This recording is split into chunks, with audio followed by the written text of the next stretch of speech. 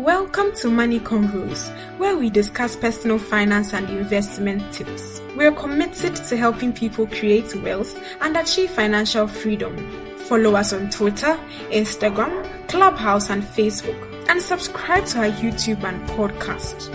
All right then, let's head into today's conversation.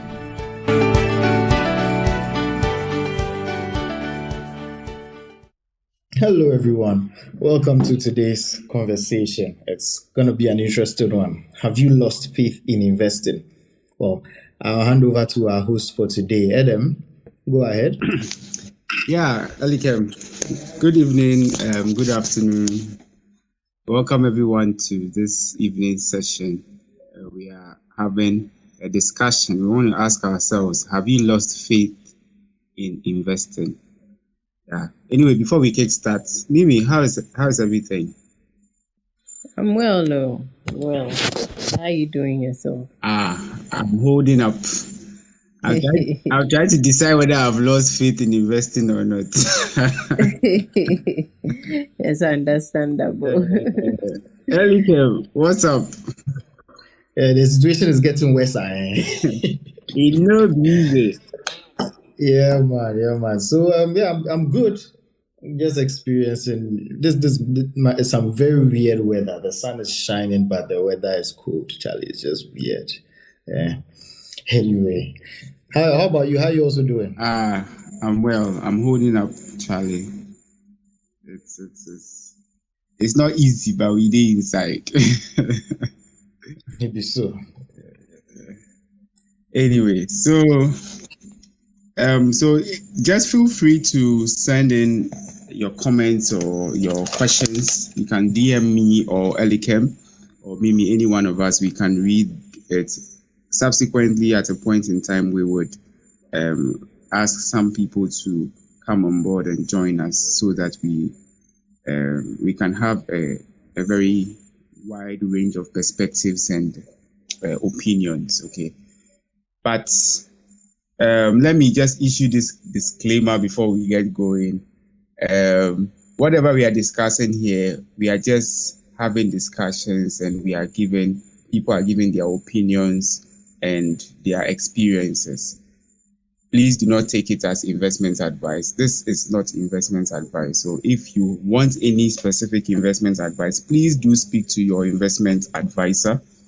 Go to your investment house or whoever is licensed to do that, and they would walk you through the process and then give you tailored investment advice that suits your circumstances and your risk level and what have you. So we are just having a broad discussion. It is not investment advice once again. So thank you all, but feel free to ask your questions. Whatever it is, we can direct you to appropriate courses where you can have answers. Okay, so this is just basically flowing from what we have been discussing over for some time now. We know that in Ghana now we are going through a phase, okay, some crisis economically, and it has also begun to spiral into the investment and the financial sector. So that's why we are asking ourselves this question generally, whether we have lost faith in investing. I'm trying to pull up the SEC circular, and let me see. I think I am almost got it. I'll pin it into the space so that we can have it and look at it with regards to, it's here. So yeah. There's a PDF with some FAQs concerning the recent directive to fund managers concerning the mark-to-market approach to valuation of collective investment schemes. Okay, so we want to have a brief discussion. I don't know who can kickstart with that. Mimi, can you tell us your overall impression? What did you glean from the FAQs that the SEC issued? Are there any highlights for you? Yeah, I hope I remember what was in the document, but I particularly like the way it broke it down and explained, the current economic situation, how it affects securities, how market works. I mean, by the end of the document, I felt like it was more, let me say, for lack of a better word, more reassuring than the short notices that went out from the various fund managers, which left a lot to people's imagination. And hence, I mean, some of the things we've seen online. So I thought it was a bit more educational. Of course, they are a regulator, so that's their duty. And for the average person who is not emotional at the moment, I thought that it was a good enough document to show what the current situation is, and why the mark-to-market valuation has been is being used. Yeah. Okay, thank you. Elikem, will you want to run us by what particular pointers or which points in the circular, like, I mean, which of them were your highlights? Which ones stood out for you? Okay, so Mimi said she liked the way it was broken down. Yeah, I like how it was broken down. Just my only concern is I hope it didn't get too jargony. And for me, I didn't just look at the FAQs. The Director General of the SEC and the Vice President of the Ghana Securities Industry Association were on CTFM earlier in the week, or was it last week? And so I listened to part of that, and it's some things sounded jargony. So they use big English. Let me say it like that, very technical English at certain points. So I'm curious to know if there are any terms that people didn't understand. But a quick one is like, if you see things like coupon, then they are just referring to the interests on the bonds. There is also things talk about capital gains. Capital gains just refers to the growth in the value of your bond. There's the interest parts that you get, and then there's the fact that the value of your investment will also grow in terms of the bonds. I give an example of a piece of land or a house. Let's say a house.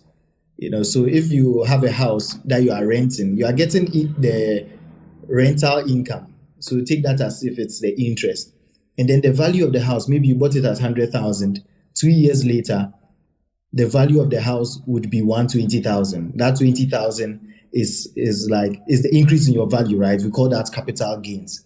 So those are just a couple of the terms that were thrown in there. A big one, I'm not quite sure if it was mentioned in the good. So paper loss, a paper loss, and I'm sure that's what a lot of people will be harping on when we say that there's if right now you are seeing paper losses and you don't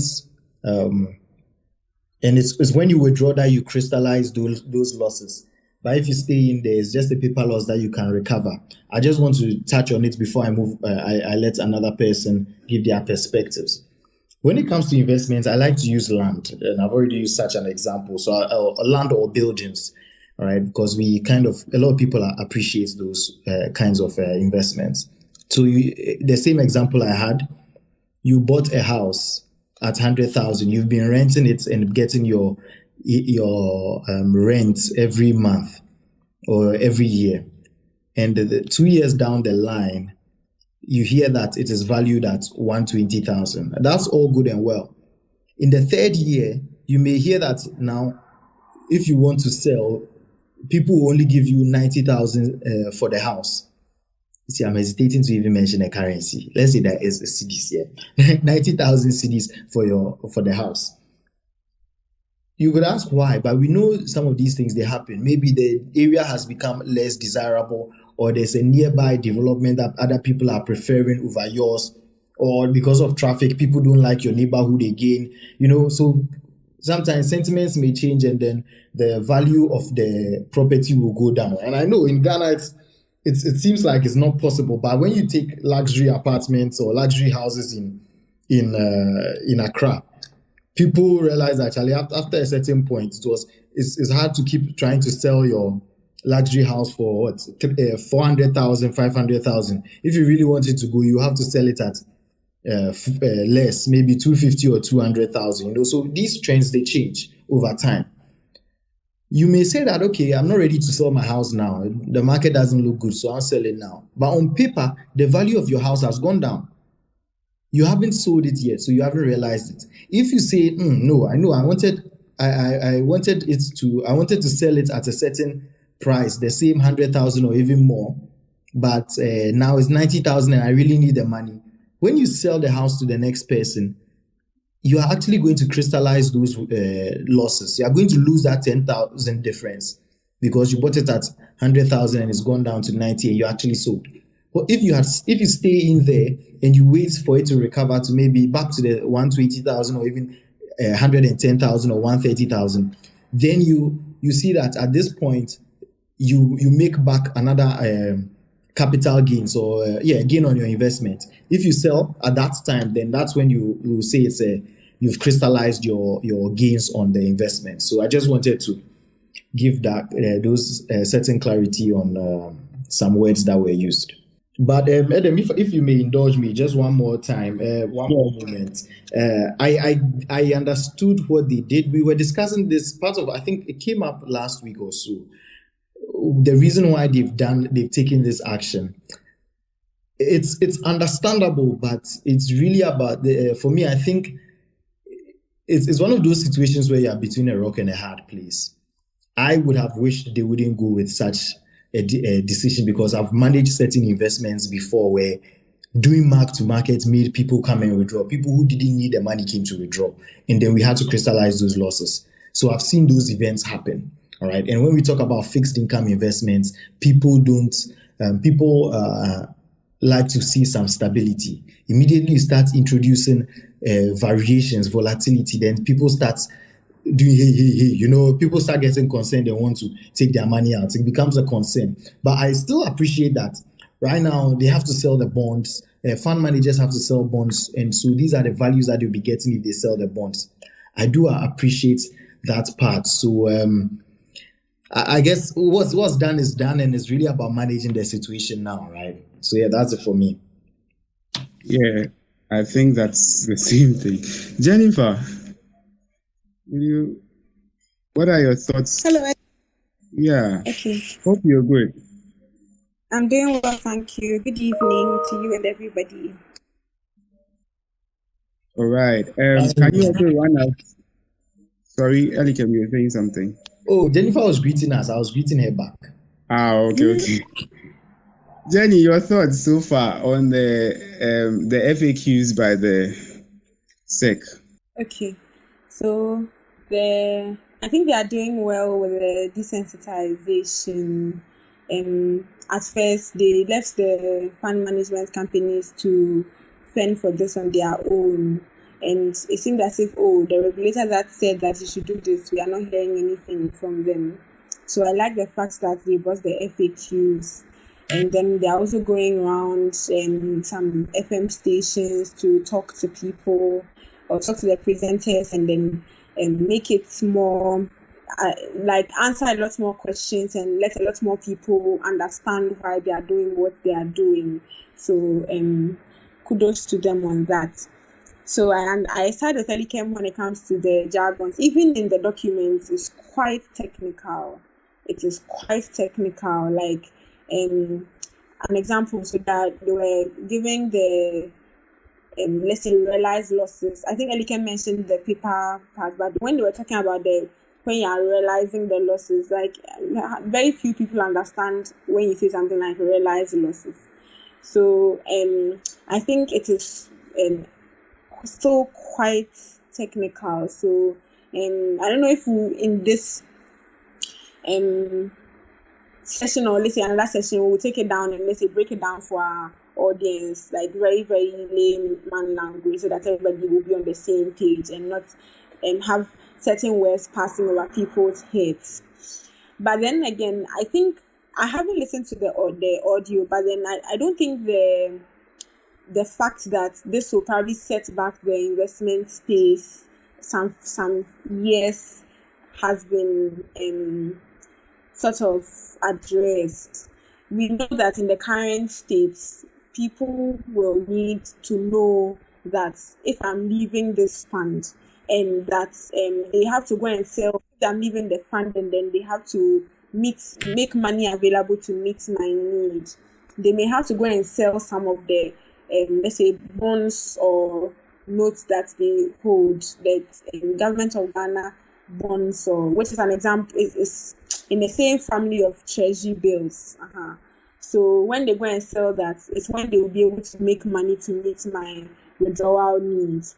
But now that they are not able to sell at high prices, that is why the government or the regulator is trying to make all of us see that this is what your value is when we break it down to how much the individual securities are worth in the market. But it is setting us back. It is setting us back for, will set us back quite some years, and it will take some people some time to bring back their money into the investment space. And I thought at least they would commensurate with these people and let people know that it's sort of a necessary evil. We didn't wish this to happen, but this is what we think is the best course of action to address this. And we know that this is let's say the possible consequences. And let's talk to investors and then try to sympathize with them so that those that just need somebody to address their concerns will not necessarily go and take their monies out just because we are market to market. I thought that was what was lacking. So those are my thoughts. Thank you. Thank you so much, Jenny. Sarah, am I in a position to talk at the moment? Hi. Yeah. Yes. Hi. I think I missed what Jennifer said. What was the question again, please? Okay, we are discussing the sex FAQs based on the circular to fund managers concerning the mark-to-market valuation. So we want to, what are your impressions? Like, what did you glean out of it? Is there any particular thing that stands out for you from that? Okay, thank you. So I think it was better late than never when I saw it. I think, I've shared this sentiment before. I felt it was something that SEC had to come out earlier than they did. But then again, it's all good. They have come out. I particularly liked the answers, and then I liked the fact that they indicate the way forward. The fact that it presents an opportunity for you to actually buy low, especially in these volatile times. One of the basic fundamentals of investing is buy low, sell high. So yes, I like the fact that they used examples. They tried to simplify it, in my opinion. And so yes, better late than never. Yes, and then I like the fact that they provided. Yes, I think they went straight to the matter and they provided examples. So yeah, I think it was well put out. Great, thank you so much. Finally, I think Prince, I would like to hear from you also. What your impressions are so far about mark-to-market and the issues arising from the sex FAQs. Hello, good evening, Adam, and good evening, everybody on the call. I hope you can hear me. Yes, loud and clear. Okay, all right. So, my senior men, I think they've already said everything. For me, I think the SEC over the years should have really thought about this and not wait for us to be hit by where we find ourselves currently. Because one way or the other, I believe each and every one, we have our own people who kept calling, wanted to. I have been sent a lot of statements just to decode it and get people understanding what they are really saying to them. Yeah. So I feel we shouldn't wait for some of these realities to hit the market before our regulators step up their game. I feel we should let people get to understand some of these things on set before we get to certain scenarios like this, right? Yeah, because I think making money is very difficult. And sometimes most individuals really do not know what their their money is being used for. I mean, all that they think about when investing is the interest rate and what I'm making out of at the end of the day, which I think should not just be limited to that. Certain things need to be explained to people, and because most people are not finance people, it will be very important for the SEC to try to bring this to light from time to time, letting people getting to understand the portfolio they are buying, what goes into it, and all other things that they need to know. So there's certain things that comes out will not really force them to take certain decisions that in the long run can hurt their investment. So I think they've done well by coming out to clarify some of these things and also better explain it to people on some of the way forward that they can stick to. So for me, I think it's a plus, and I feel still more need to be done going forward. And so I urge SEC to step up their game, and also it also put a lot of challenge on us as Money Convos team to also do more in having some of these engagements out there, so that we can also get to help other people out there who might not have be more inclined when it comes to finances and they invest in their money. Thank you very much, Adam. Thank you, Prince. And I believe that's why we are having these discussions, just so that we can educate ourselves and be better investors. Okay, Elikem, you have your hand raised. Oh, I think I'll wait. I'm sure you get to that point, so I'll just wait. Yeah. Okay. So I think now I just want us to zoom in straight and ask, or I want to find out, is there anybody who is here who has lost faith in investing? And I would want to find out why.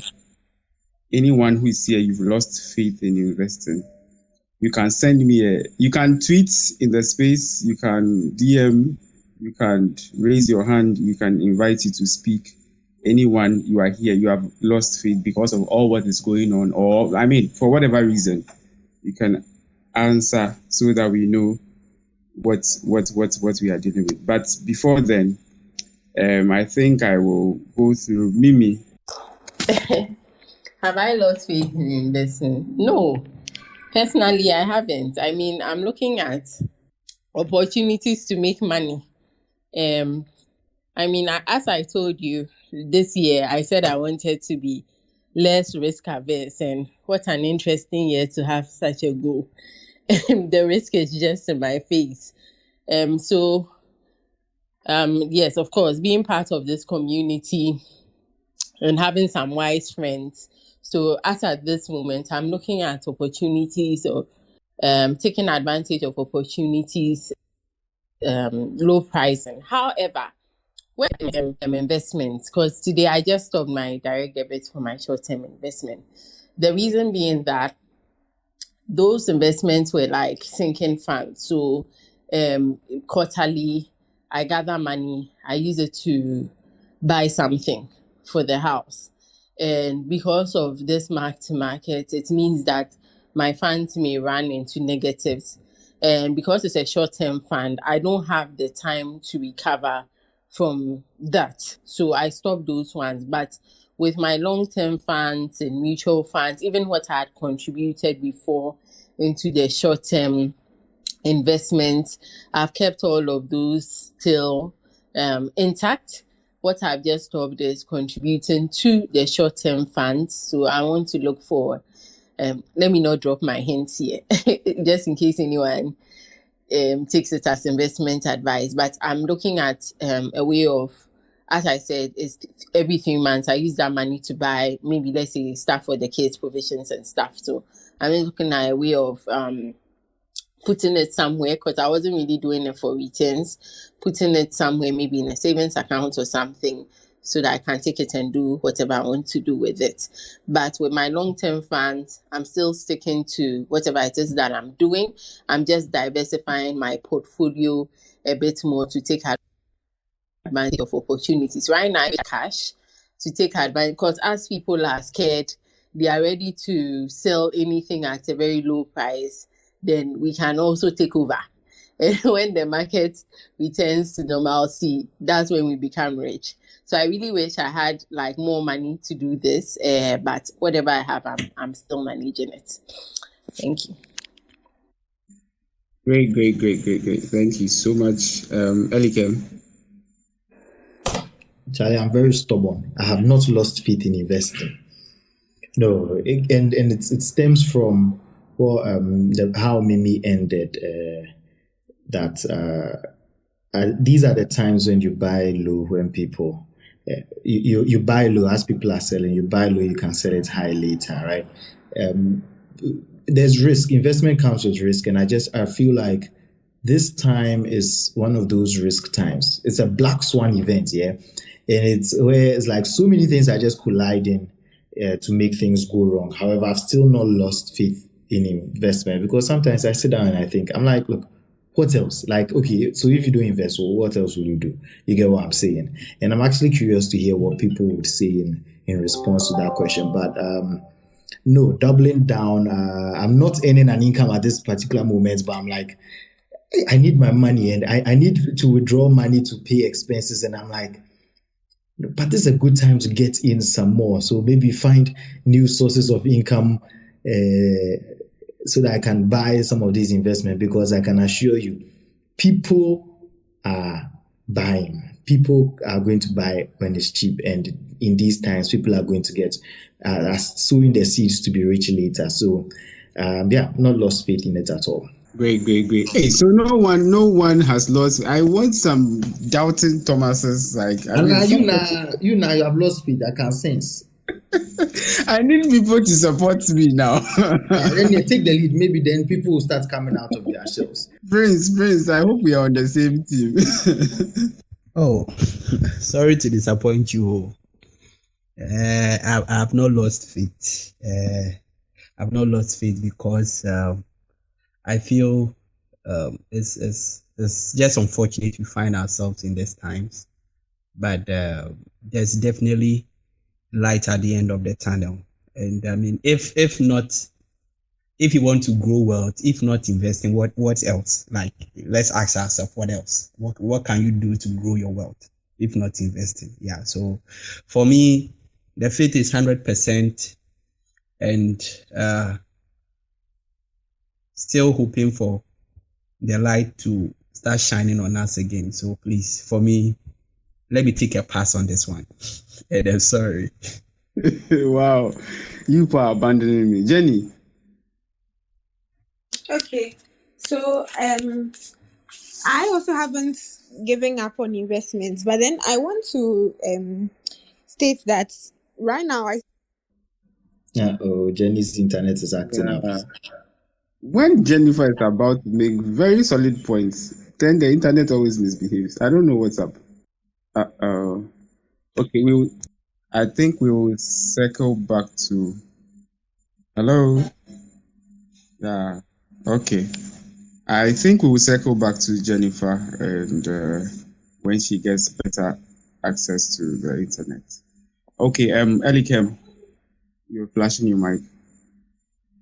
Oh, I was going to make an appeal, I guess, or I saw some tweets, right, about people who had lost faith. So when we finish hearing from people, maybe after Seram speaks, then I can read some tweets. Maybe that can ginger the people to come out of their shells. That's it. Seram. Hello, Seram. Can you hear? Yes, I can hear. Yes. So we are asking, have you lost faith in investing? You personally? Personally, oh no. Hey, you are really hard though. Oh no, Because I actually believe this is actually how, as they say, the rich people continue to make money, and we all want to be rich someday. So what they do is they buy things at the when the market is down. They find opportunities, because in every down market there are definitely opportunities, both domestically or globally. So yes, even I haven't lost faith in investing, but to some extent I am making sure that my portfolio is not only exposed to Ghana. Let's just put it down. Hey, that's 7 minutes. Sarah is trying to kill our economy. Rich auntie. I know, right? Oh, no. I am not saying you should go and buy dollar and put down. That is absolutely not what I am saying. What I'm saying is that I'm investing. I'm still investing in, like Mimi said, I wish I had a lot more money. If I had a lot more money, I would have bought, because people are selling bonds. And ask yourself, who are the ones buying? Who are the ones buying at these really high levels? I mean, at very cheap prices. Who are the ones buying it? So if I had money, I would definitely pump it back in and then invest. So no, I haven't lost faith. Okay. I so it looks like I'm the only one on there. Look, my faith has been shaking seriously. So I don't know if you are in the audience and you want to also share your experience or your opinion. Kindly raise your hand, and then we will give you the mic so that you can speak. You can also tweet at us. You can send us a DM if you just don't want to be known. I mean, we are asking genuinely, what's with all that is going on? Do you think, or have you lost faith, or are you in the process of losing faith? Me, I won't say I've lost, but probably I am shaking. So that is what I can say. But Elikem, I think you have some interesting things that people have put out there, and you would want to share so that we can all learn from them. Okay, sure. These were some tweets, and a shout out to my friend who brought my attention to this and really got me thinking about this. He's in the audience. Breezy, Simon Pomari. This boy will make Agba on the international stage.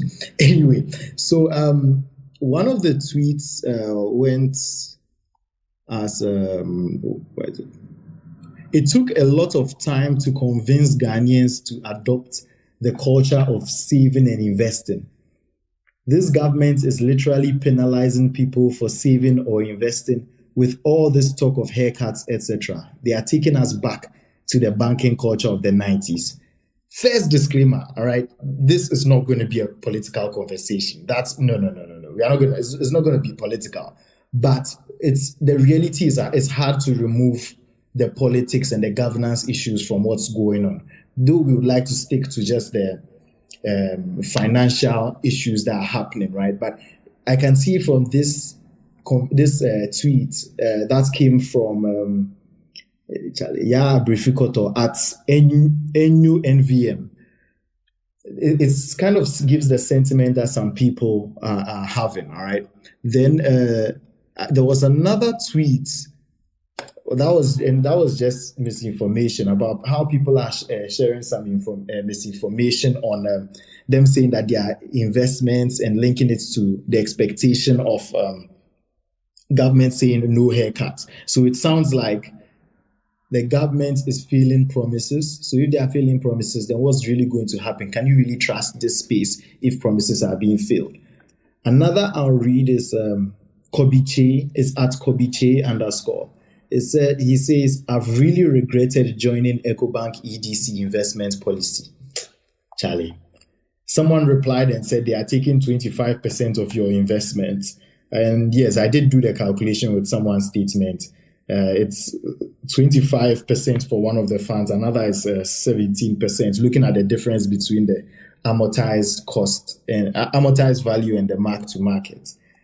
So those are some of the sentiments. Another person is saying that it's a sad situation. I was told if I decided to stop mine now, I'm losing 3,800 in this economy, bruh. I don't know whether to cry or weep. This is not exactly saying, this tweet is not exactly talking about the future and what they will do, but these kind of sentiments going on around on social media really creates the sense that people are disappointed, people are losing faith. I'll take another one from Bridget _ Otu. The pressure is getting worse. Now, if you want to withdraw your investments, we are closer to losing 30%. You've put your money down for rainy day. Rainy day comes, they say government is raining on them too. So you will lose 30% of your money. No interest, nothing. No interest, nothing, just your cash. This particular, but this one, Bob, just to give a reaction to this one, this one is a bit, certain facts got crossed in this tweet, but it still carries the sentiment that you save money for rainy day, and when the rainy day comes, you don't get your money back, or you don't get the full amount back. So it's really sending bad vibes to people, So these are just a couple of the tweets that I've seen. Okay, Elikem, thank you so much. But so just arising from the tweets and the sentiments that we have picked, and even we know some people have sent us WhatsApp messages personally and then or DMs or whatever. Can we break down the sentiments a little bit, or break down some of the issues? Can we distinguish between what the SEC has, the directive the SEC has issued with regards to mark-to-market and the issue of the haircuts? Can we do that first, distinguishing, can we clearly distinguish between the two, so that people know that they are not the same, or are they the one and the same? Who would like to go at that? Hello, Elikem. Yeah, you can take that. Okay, great. So yes, these are two different situations. They are two different situations that are happening. They are somewhat linked, but currently they are not linked. And I'll explain. When the president spoke about zero haircuts, he was talking about government of Ghana treasury bills and treasury bonds. And even though he didn't use the word principal, the sense I understood, and most people understood from it, is that you won't lose your principal. Okay, so that was the information that was given. Now, mutual funds are not the same as government of Ghana treasury bills and treasury bonds. With a treasury bill, you are giving the money directly to the government. With mutual funds, you go to an investment house like EDC, Data Bank, Stanbic Investment Management. You go there, and then when you invest, make a deposit, you join in on the collective investment scheme. Let me just use mutual funds to summarize both unit trust and collective and all the collective investment schemes. So mutual funds, right? You buy the investments, or you buy shares in the investment, which is a deposit. You see it as a deposit. And then the fund manager now gets the money, and they decide where they want to invest the money. There are rules behind where they can invest, yes. So they invest the money according to those rules. Some of the investments they can do are government of Ghana treasury bills. Some of the investments are treasury bonds. Some are bank fixed deposits. Some are listed corporate debts. For example, Eastway has corporate bonds listed, or has it matured? Jennifer can confirm for me. Yeah. There's also, let's say, that's AFB. I think even First National Bank, which was it was formerly by Ghana Home Loans, they had bonds listed. You could make all those investments. In fact, there are even cocoa bills by Cocoa Board. You could buy any of those. So you see how the difference exists. T-bills and government of Ghana bonds are different from the collective investment schemes or the mutual funds. At this particular point, there has been no haircut. So you would then say then there really is no reason why they are lowering the value. Then that's where we come to the reason why they are saying that they should do the mark to market. And we explained it before. Adam, should I go ahead and explain that part again, or maybe let another person take a go at that. Okay, I think since you are talking, you can just explain that. Oh, okay. Or Sarah, do you want to come Yeah, in let's. Okay, stay on. market side and yeah. Hello, Sayram. Okay, no worries. I'll just take it. So now, what's happening is that people want their money from the mutual funds. This is what the fund manager did. If you want a withdrawal, they don't put all their eggs in one basket. They don't buy just one investment. They buy multiple investments, and they also plan knowing that in any mutual fund, somebody will want to withdraw at a point. So they would keep maybe 5-10%. Maybe 1% may still be cash in their bank account so that they can pay money out.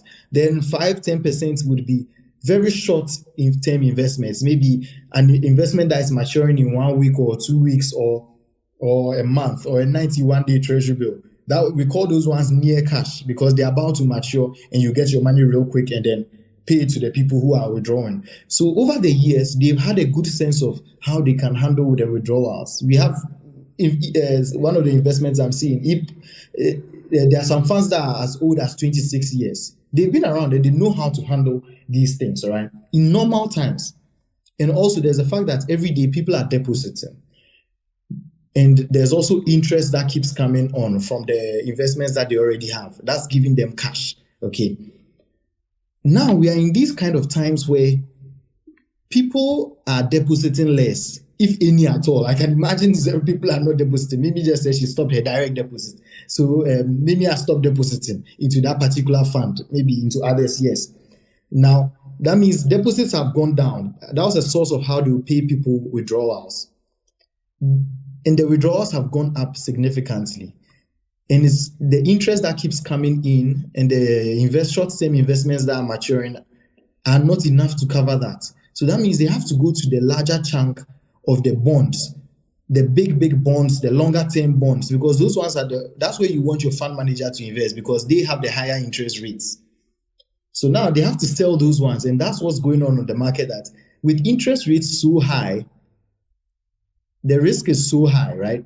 And for you to sell, you have to sell it at a much lower price to give it to somebody who will be willing to buy it. I'll use the house example again, real estate example. If you are in a time when people are seeing that real estate is so risky and you have a house that you want to sell and you want the house to go because you need your money real quick, what will you do? You bought the house for 100,000. You will sell it for 90,000, 80,000, 70,000 so that you can get your money. You make a loss.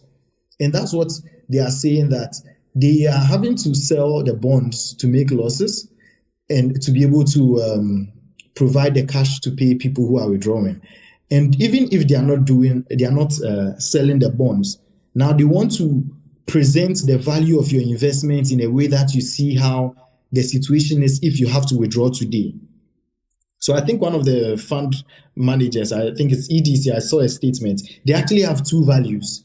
The old way of valuing the fund, that's the amortized value or hold to market way. You see that's a higher number than the mark to market. Meaning if you want to withdraw right now, fire sale, this is the hit you have to take at this point to go. So yeah, there are two different types of investments. So what the president said doesn't apply to this one at this point. Thank you. Great.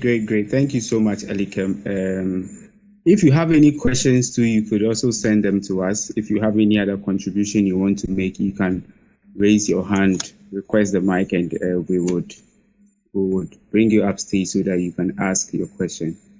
Also, closely linked to this, we want to follow up. And Mimi, what is the idea? What is risk, and what does it mean to in general? Okay, in simple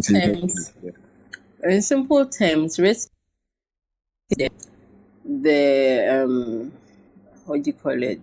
The situation where I've forgotten the word, but anyway, it's the probability. Yes, that's the word. It's the probability that your expectations for buying an investment may not be met.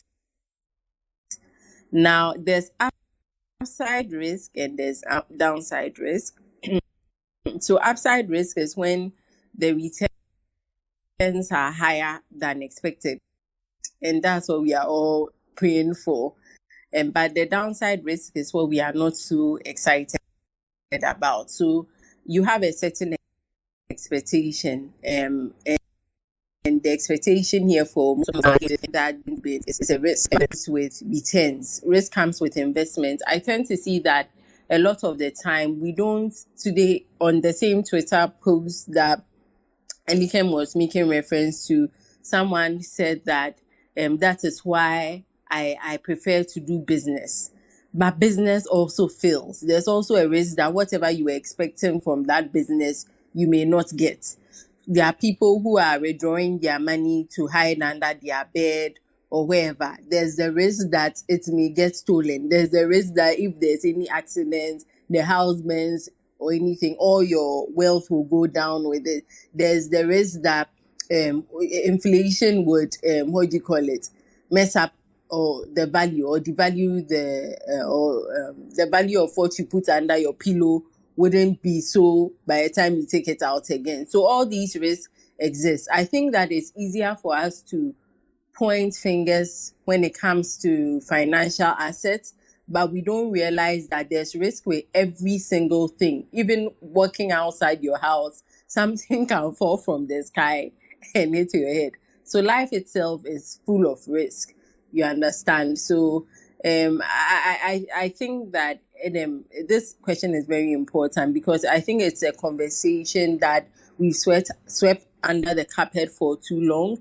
And the average Ghanaian investor does not like risk and likes some certainty. But the reality is that there isn't any certainty when it comes to risk, to investment.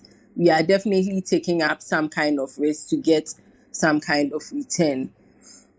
So basically, that's what I want to say. Oh, thank you so much, Mimi. And I think Eli can circle to you again. Flowing from what Mimi said and the risk, since we have basically narrowed on to mutual funds necessarily, can you explain what kind of risks that mutual funds are exposed to and what people should look out for generally when we are investing in things like that? Okay, so with mutual funds, there are different types of mutual funds. We have equity mutual funds. I think people have gotten used to the fact that equity mutual funds have high risk. That's the mutual funds that invest in shares. And with shares, the prices of the shares go up and down. And what's shares? Buying a stake, being a shareholder in a company, buying a stake in a company with the hope that you buy it at a certain price and then the price will go up later and then you sell and you pocket that profit as your return, right? So people appreciate that risk. There's also the risk of there's also another type, the fixed income investments, fixed income mutual funds. And I think that's where most of us are talking about now. And so I'll just focus on those ones. The risk related to that is, the underlying investments may not get the necessary results that you were planning for. However, the mutual fund also actually helps you diversify that risk. Let me give an example. You have 1,000 cedis you want to invest. You say you don't want to put all your eggs in one basket versus somebody who says they'll put all their eggs in one basket. No problem. You go and put all the 1,000 cedis in one bank, and let's say this was a couple of years ago and you went to put your money in UT or Capital Bank and the bank collapses, you lose your money, assuming there was no bailout, all right? That's one scenario. But if you had put your money in a mutual fund, you would observe that the mutual fund won't put all their money in one place. So a portion of your 1,000 cedis will go to this bank, another will go to that bank, some will go to the government T-bill, some will go to government T-bonds.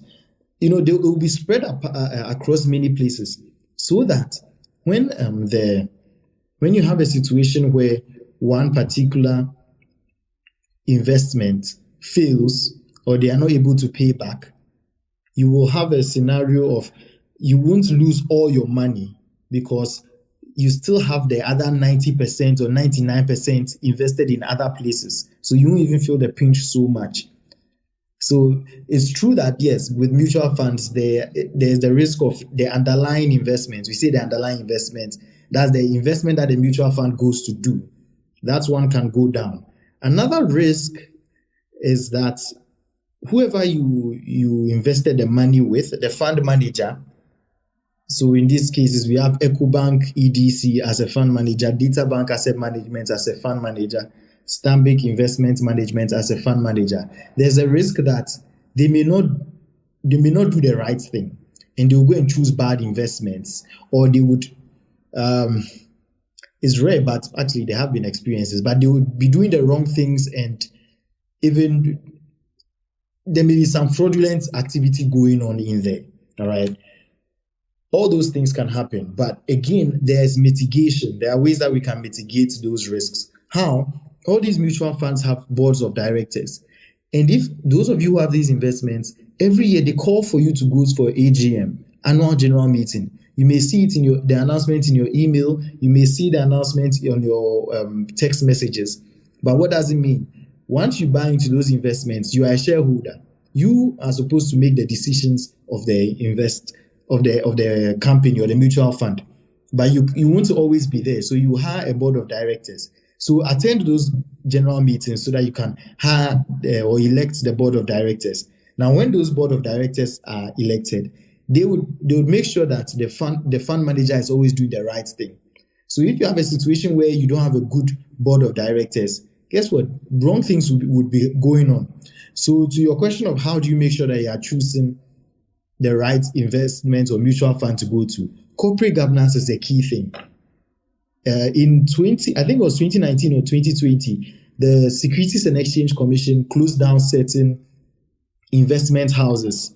They took their licenses away and they were running some mutual funds.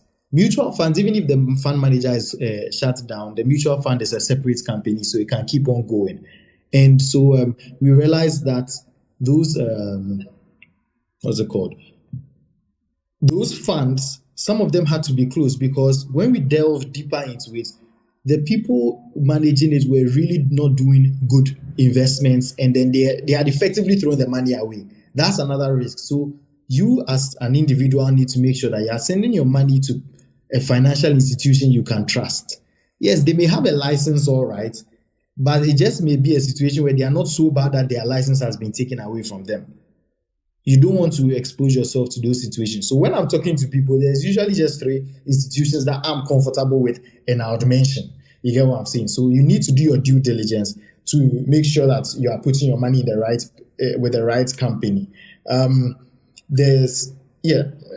Perhaps a caution is, don't just say my uncle is investing in a certain place or my friend is investing in a certain place, so that makes it a good investment. That is a situation that can put you in trouble.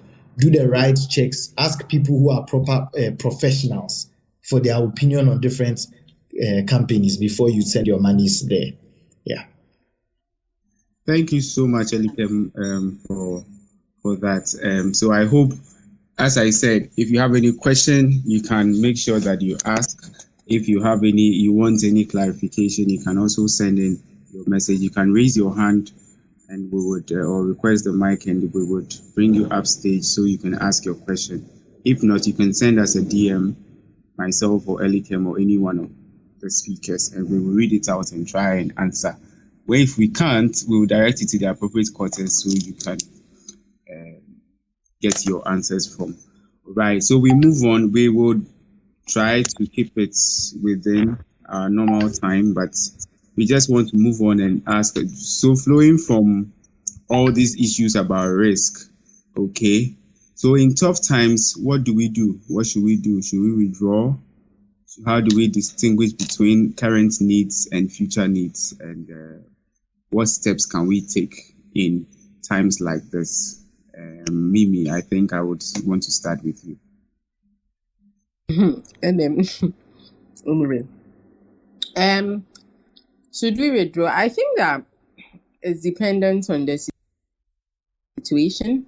At the end of the day, I'll say the guiding principle. So there are people who probably were saving towards maybe their children's school fees, maybe in January. So that person withdraw. It's a difficult one to answer, but I'll say that I would agree with that person if they say they are going to withdraw, rather than somebody who has no current need at all for the money, but is just afraid that things will go worse. Because as we've said time and time again, you have really any loss till you go and make that withdrawal. There are those I feel like some of the fears that people have does not have to do with just the mutual fund, but the Ghanaian economy itself, and whether it would recover, whether things would be better, so that some of these funds, will pick up. And it's something that is beyond all of us. We can't tell whether it will be next year, next 2 years, or whatever.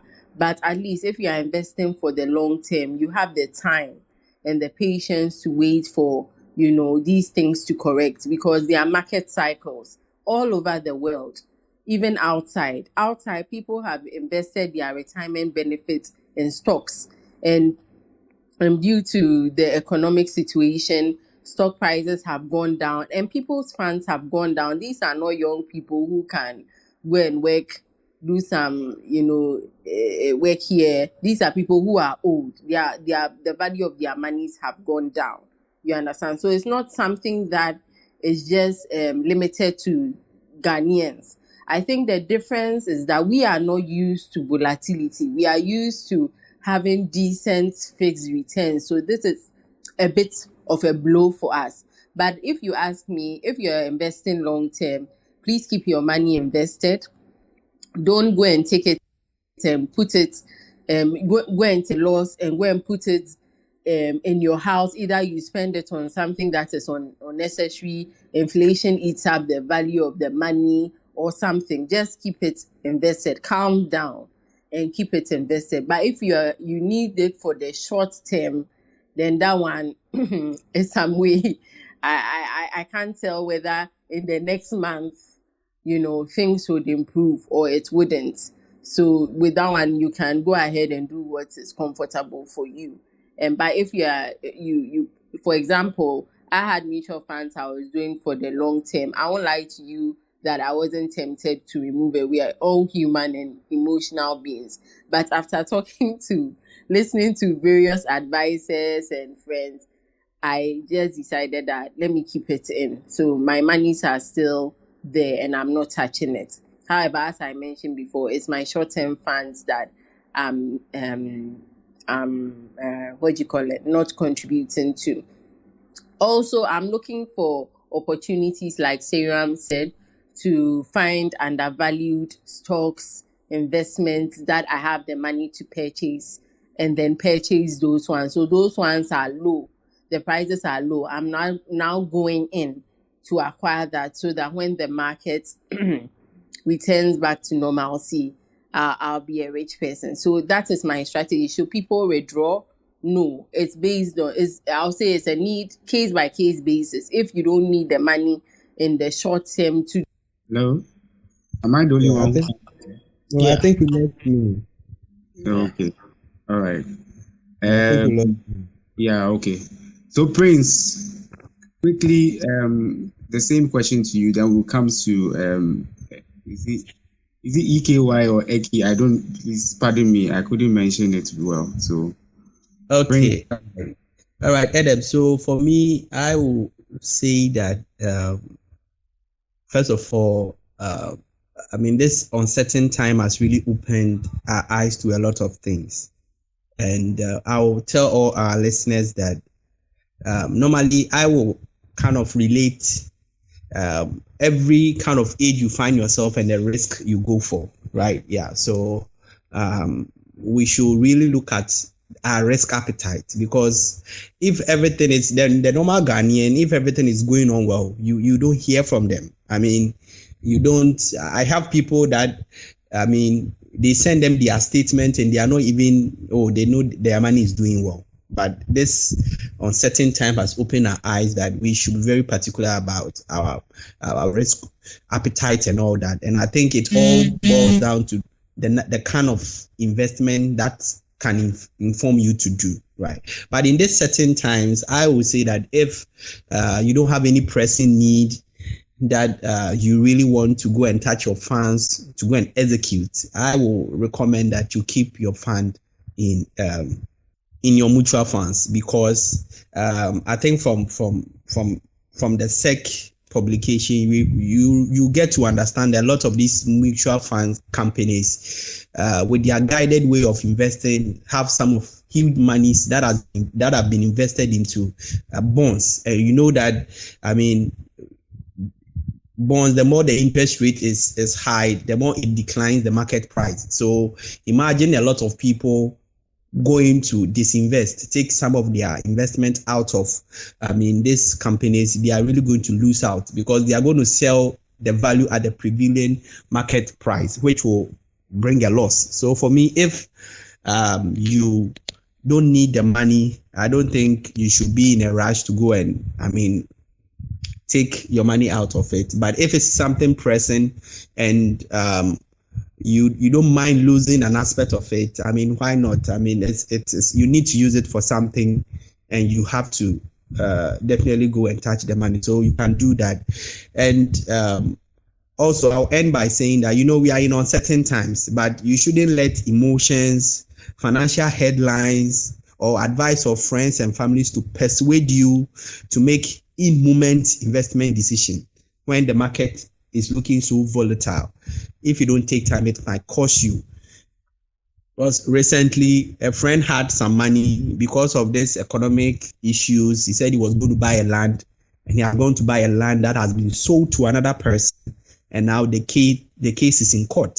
So you can imagine somebody want to safeguard the little that he has, but he has also gotten himself into another kind of wahala. So please, let's be mindful who we are listening to and the kind of people we follow, because I think most of the panic is coming from the kind of people we follow. And these are not financial people.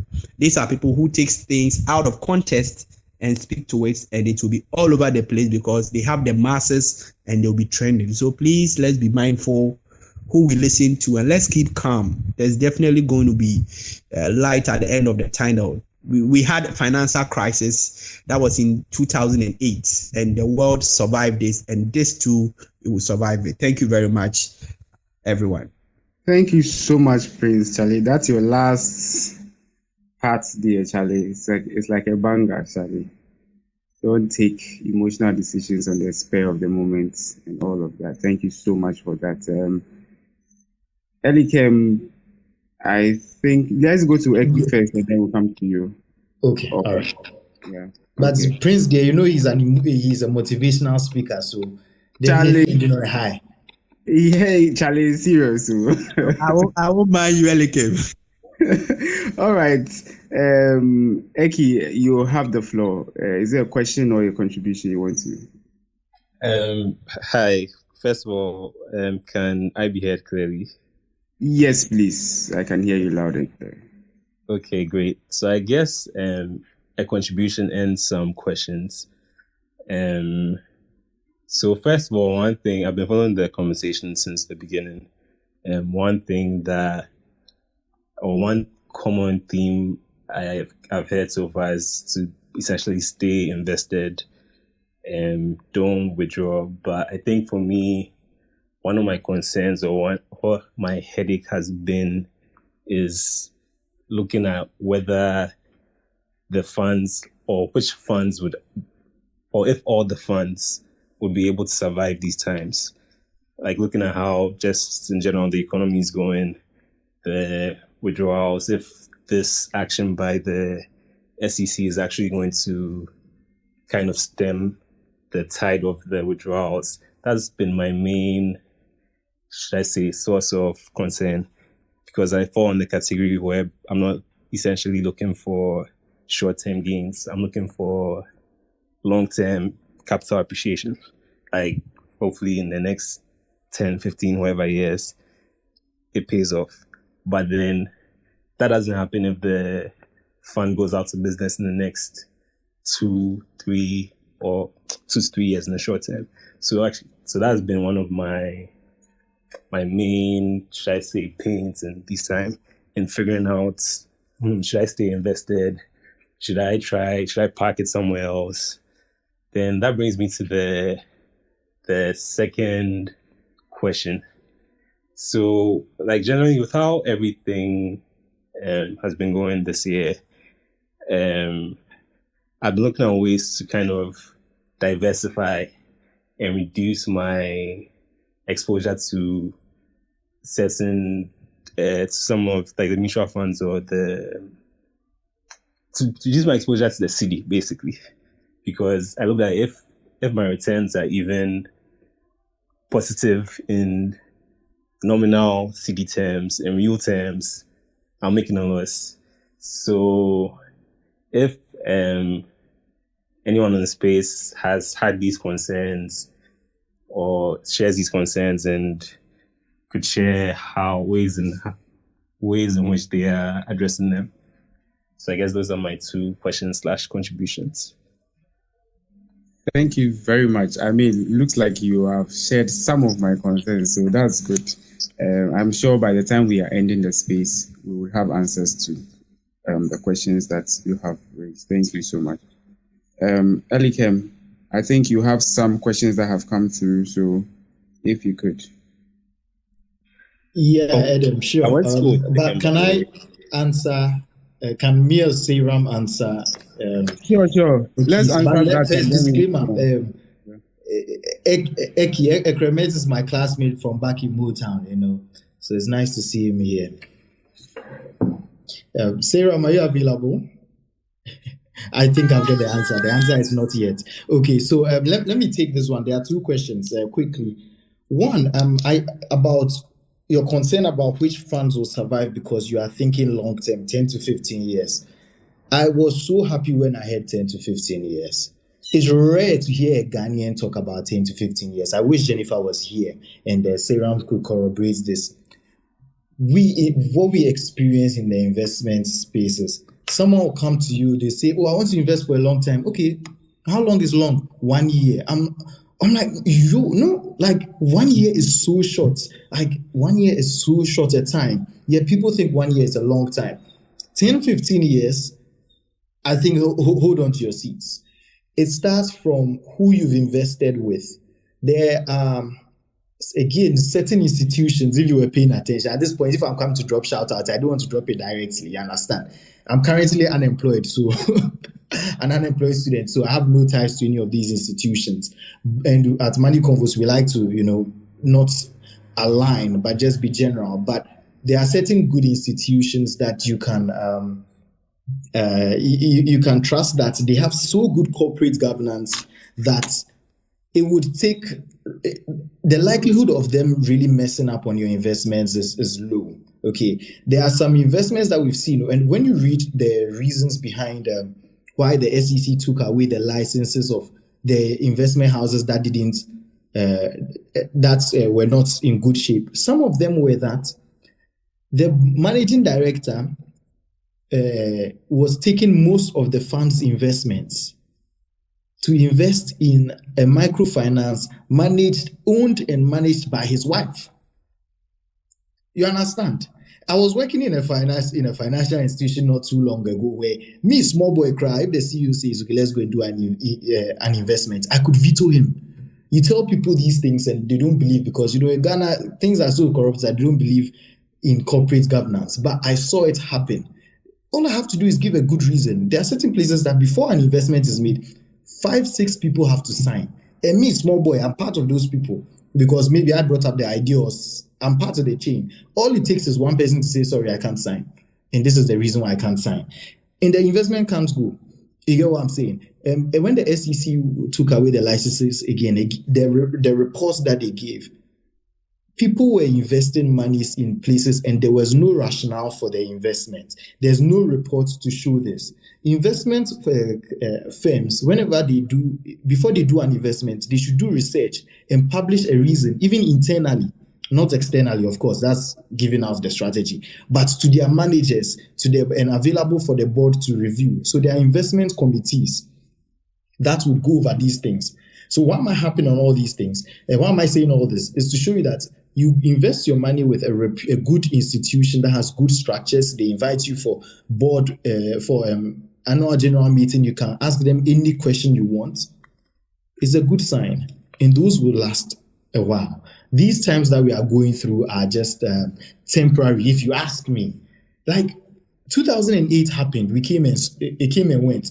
COVID time, the peak COVID, March to June came and went. Guess what? People bought very low and they became billionaires in 3 months. It happens. Life happens in cycles. Economies happen in cycles. So I feel like if you don't need the money now and you have that long-term view, hang on to it. Again, you should speak to a professional to assess your individual situation to make sure that this works for you. Otherwise, you may just take a bad decision and pull out when you shouldn't. The second question was about the exposure to the dollar. Personally, if you ask me, as a principle, exposing yourself to the dollar when you don't have transactional need for the dollar. I get how people see that it looks like the dollar is good. In the year 2022, November, and as we are here in November 2022, when our CD has lost about 60% of its value against the dollar, it's very hard for me to convince you otherwise. I get that, okay. But let's look at times before this. As at end of 2021, in the 5 years leading to 2021, the CD depreciated against the dollar 7% per annum. How much could you get on dollar investments? You are looking at 7% on the government of Ghana Euro bond, 7-8%, 9 on a good day. Add those two together, 9 plus 7, you are looking at 16%. At the same time, bonds denominated in CD were getting you 18-19%. Tell me, which one is better? Investing in the CD is inherent. The fact in normal times, and these things, you need to look at it as risk probabilities. We are in the bad 1% of how bad things could be. Things have been okay for how many years in our markets? Mutual funds have been around for, some have lasted for 25, 26 years. We've not heard about this thing before. It is that rare probability that has happened, right? But we will, as Prince said, we will recover. In fact, in the investment industry, they say don't use will, but we are very likely to recover. So you don't want to go to the dollar side and then end up making less returns, because I was managing investments for people and I can assure you they were making way lower returns than in CDs. But don't let just one black swan event make it influence your entire decision in the long term. You may end up making bad choices. Perhaps just to add more, Ghana is more risky. So doing the CD is more risky, so there will be higher returns. The higher the risk, the higher the returns. You want to go with the dollar, understand that you're going safe, and with safety comes lower returns. So just know that you're not going to be making as much money as if you're investing in CD investments. So yeah, that's it. Eki, I think you have a follow-up. Yeah, so just to address your response on the second question. So I get the whole point about the lower returns on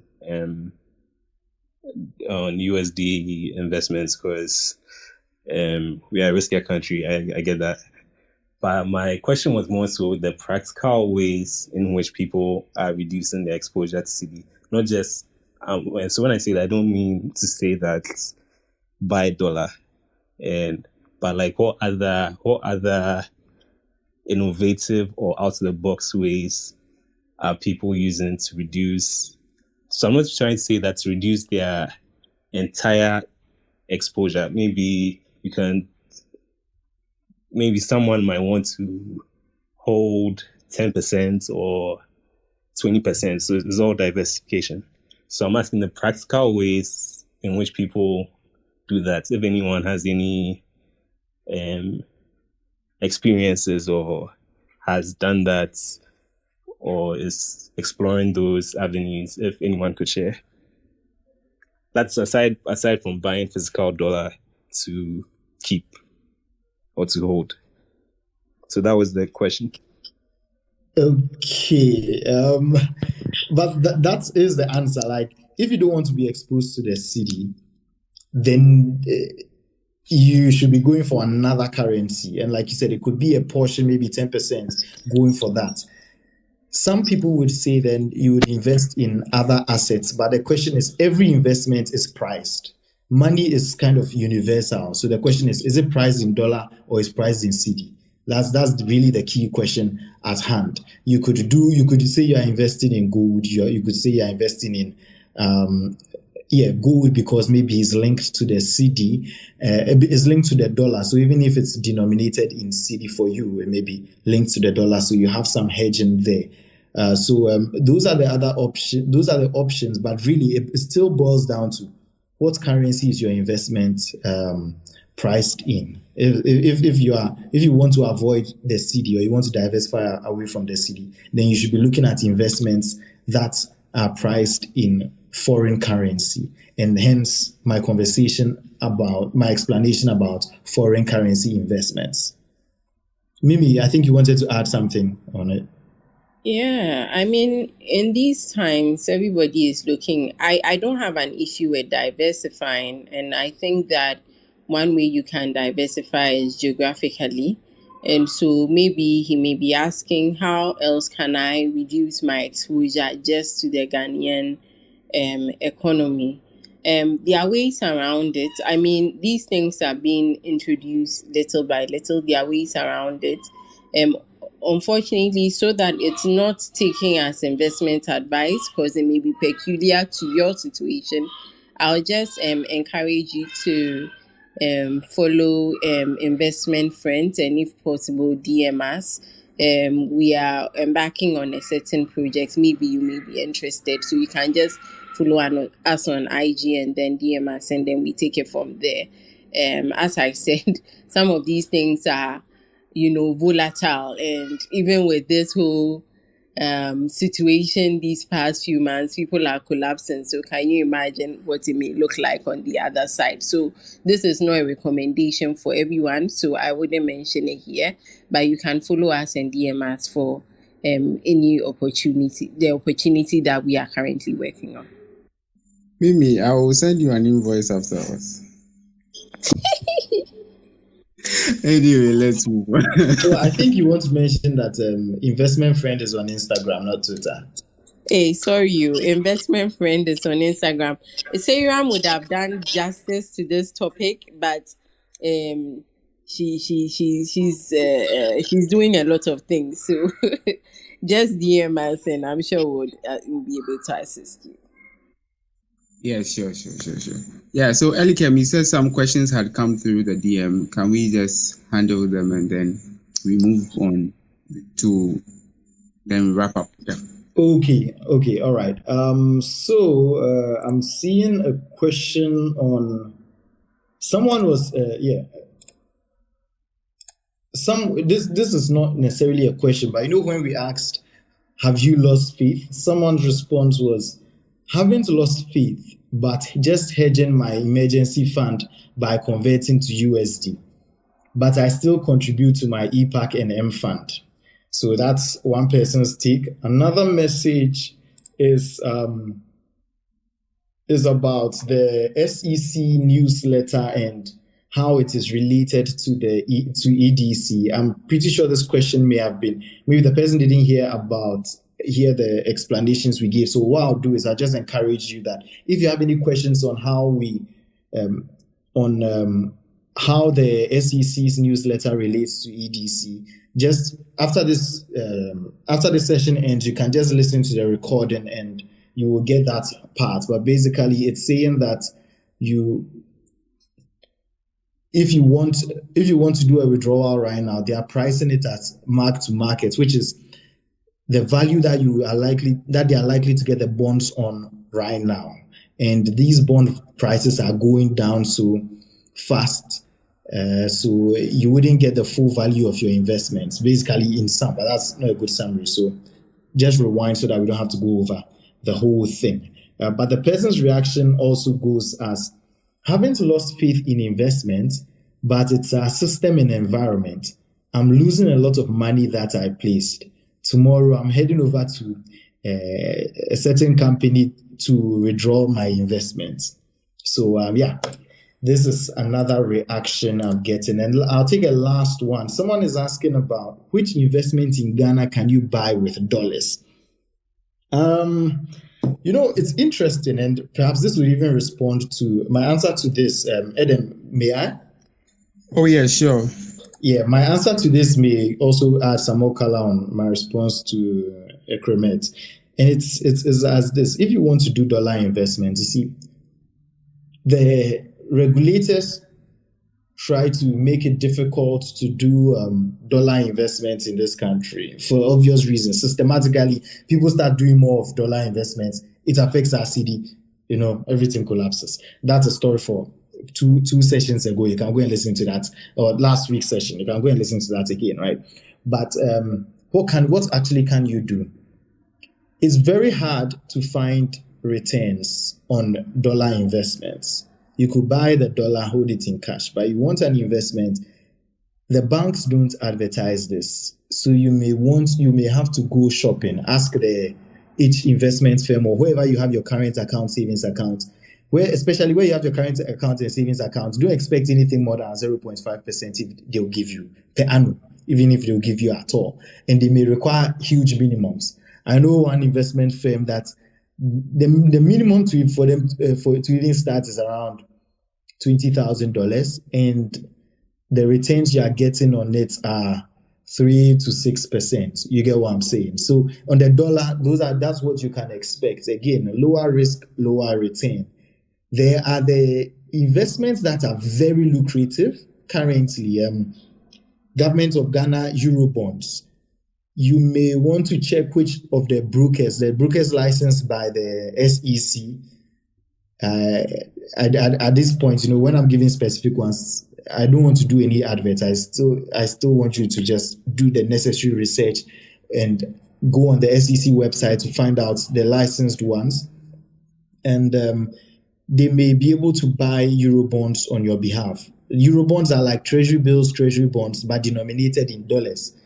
And those can fetch you these days. They are going around 30% on the dollar. But caveat is, don't bother going with $1,000. Maybe 5,000, even 5,000, they may not listen to you. Those kind of transactions require huge amounts. So even when people start thinking in dollars, I ask myself, yeah, you want to do dollars, but do you even have access to those kind of markets? You may not. So maybe innovatively, let's think solutions, right? Maybe you and your friends that you really, really trust can come together and put sufficient amount of money together to go and open an account to do those kind of trades. So there's that option. There are also options where you can buy foreign investments, foreign mutual funds, foreign stocks. I would just encourage you to make sure that because these ones are mostly based on the internet, you want to ensure that they are licensed by a proper regulator. Some of these internet companies will tell you that we are licensed by a certain institution. The institution may sound legit, but you realize that institution is just a made-up name. So if it's a U.S. investment, look up the U.S. Securities and Exchange Commission. Try to find out who they've licensed, or see if you can search on their website to make sure that institution is licensed. Another is David works with that institution. FINRA is Financial Industry Regulatory Authority in the U.S., or is it Authority or Association in the U.S. They also regulate these kind of things. So make sure that they are properly licensed so that you don't go and give your money to a company that will just disappear on the internet in no time. Those are some. That's what I could say about dollar investments. And then again, you can also for more on this, you can check out Investment Friend on Facebook. DM them directly so that they can speak to it for you. Okay, Adam, back to you. Investment Friend on IG, actually. Oh, that's it. Okay, yeah, IG, yes. All right, so we'll be wrapping up soon. We want to thank you all for the questions you have brought in. I think someone also sent me. I will later read what the person said, but I would like us to answer this very important question. I think I even said this some time ago that a lot of effort and education went into getting people to like buy into the idea of mutual funds and all of that. But this is one thing that a number of people have said to me. You said we should save for a rainy day. The rainy day has come. Now we can't get our money. Mimi, you have been on the Sunny FM a lot talking about rainy day. Today, now the rainy day has come. We can't get our money. What should we do? Why? Or what steps should we take? That is a question that I'm throwing to all of us. or more like, why should we continue believing you? Exactly. Why should we? The rain now is like the rainy day has come. It has caused the flood. Interesting question. I mean, as I said previously, we've all been used to things happening a certain way for a number of years, and what is happening now is an anomaly. I think that one thing that I've realized from this situation that I have spoken about, in fact, I think I'm writing on it, is the fact that as professionals, we don't talk about risk enough. And I think that, I don't know, it's like market forces have forced us to do things a certain way, which is why this mark to market is a difficult thing. Whereas out in more what's the word? Like in foreign markets, that's what they use. So I feel like it's the same thing that led fund managers to promise guaranteed returns at a certain point, which got them into trouble some time ago. Those same forces exist, and it's also the same reason why, apart from the fact that a lot of us haven't witnessed a time like this, those are the same reasons why we haven't discussed risk as much as return, because for the average person, even today, two people were telling me, assure me that I will get this percentage. And I'm like, bruh, I can't assure you, because I can't control what will happen tomorrow. These are external situations. To the best of the fund manager's ability, they diversify the way they believe they could. Because remember that they also benefit when the funds grow. You understand? When the funds grow, they also benefit. So they, to the best of their understanding, did whatever they could.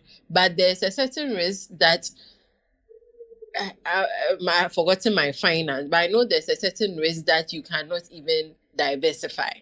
You are exposed to, no matter how you do your gimmicks, you are still exposed to that risk. So, the rainy day fund and the rest were low risk funds that were on a normal day less likely to be affected by, were less risky.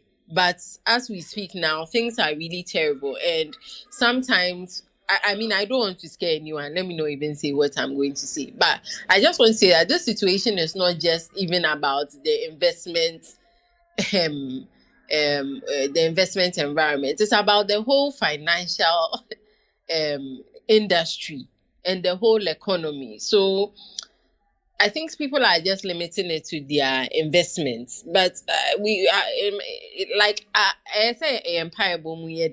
Let me put it that way, because it's not just about you losing some 10,000 or whatever. All these panic withdrawals that we are doing, all these things, changing dollars and all those things, have a likelihood of affecting us big time. And we've not really thought about that, because everybody is thinking about themselves. So the rainy day fund, they are consumed, to be honest, and it's not because we wanted it to be so. I think that one thing we failed to discuss is risk. And even with government securities, yes, it's risk-free and the rest, but we've seen countries that have defaulted on their, their treasuries and all that. So I think that those conversations are conversations that we should have had. We should have started educating investors on the likely risk. Yes, they wouldn't like it. They may not want to invest. Eventually, they'll find out that there's nowhere to put their money, and they'll come and invest anyway. But at least they would understand the risk. So right now, people are annoyed because they knew that their returns were guaranteed when they really weren't guaranteed. So I think that's the issue. We should have started having this conversation earlier. This situation has made it more important for us as advisors and educators to start having this conversation that the average Ghanaian is uncomfortable with. Wow, thank you so much. Elikem, I think I would hear from you. Okay, please. I disagree with Mimi slightly on a few things. No problem. We've been That's why preaching. We've been preaching risk for so long. 7 years in the investment industry. Still, when people come to me talking about investment, the only question they want to ask and the only question they want an answer to is how much return will I get? There was a time when Men's Good happened, right? Someone, two of our staff took a taxi from their office, and then the taxi driver was talking about how he's mad at our firm. Why? When he came to invest, and we're being book long and we're explaining so many things to him, he just thought it was too much. He just went to put his money in Men's Gold, and now he's lost his money. So in his mind, he's blaming us. I'm like, you see, that's the thing. We need to take our time and listen. Take our time and listen. Undisputed, yes, people should be less technical. People should try and break things down into lay terms. I think that's good. We need to work on our communication, but I don't think there has been a lack of knowledge in the system. I think maybe it's not enough. Yes, I'll concede it's not enough. Hence, money convos, right? Keep coming. Subscribe here on Twitter. Follow us on Twitter, Instagram, Facebook, YouTube, everywhere you have podcasts, right? But let's seek out expert advice. When you are sick, do you just go and talk to anyone? No, you go to a hospital, go and talk to a doctor.